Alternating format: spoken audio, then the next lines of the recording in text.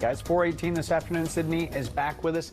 It has been a busy 24 hours for firefighters, obviously fighting house fires, but also the brush fires as well that we continue to deal with. Yeah, and a lot of that is from the wind. We've been seeing wind gusts up to 30 miles per hour today. We're finally going to see that calming a bit into the day tomorrow. Right now, there is not a red flag warning in place yet for tomorrow. Of course, that decision still could be made ahead of some moderately gusty conditions tomorrow. But overnight tonight, we're going to see winds between 15 and 20 miles per hour generally. Right along the coast, it could be a little bit higher, areas along the South Shore and along the Cape. And this does also coincide with a full moon that is on the way. So areas right along the coast during that high tide overnight tonight could see some splash over and through the day tomorrow as well. So tomorrow, wind gusts are likely going to be a little bit closer to 15 to 20 miles per hour. Today, they were about 10 miles per hour higher than that. So today we did have a red flag warning. This goes until 6 o'clock tonight. Any fires that develop, we've been talking about these red flag warnings for quite some time now. Any fires that develop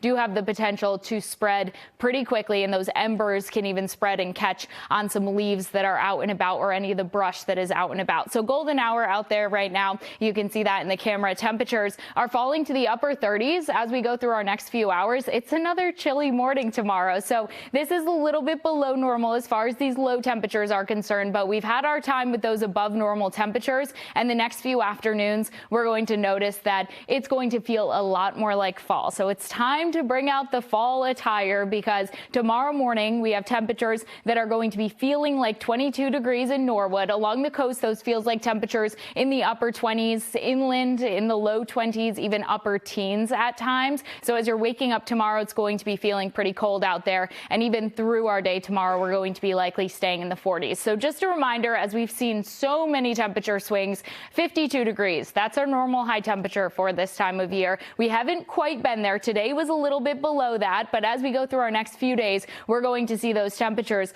pretty normal, especially for Friday. 52 degrees right there, and then 55 as we go into the day Saturday. Tomorrow, though, we're still in those middle 40s. So as far as temperatures go, the normal temperature, we haven't really been too close to that for much of November. We've been well above that. And if you look at this monthly breakdown from January now to November, most months we have had above normal temperatures, and November, the most significant so far, 7 degrees above normal. So this is our monthly departure from normal. August was less than 1 degree below normal. So those above normal temperatures definitely have been around, and they likely are going to be sticking around. Now, while we're talking about freezing temperatures here, we're still talking hurricane season. We have potential tropical cyclone 19 that has just now developed, and it is likely going to be moving over parts of Honduras and heading towards Belize. But eventually this could make it into the Gulf of Mexico, and it likely will make it into the Gulf of Mexico as we go towards the second half of the weekend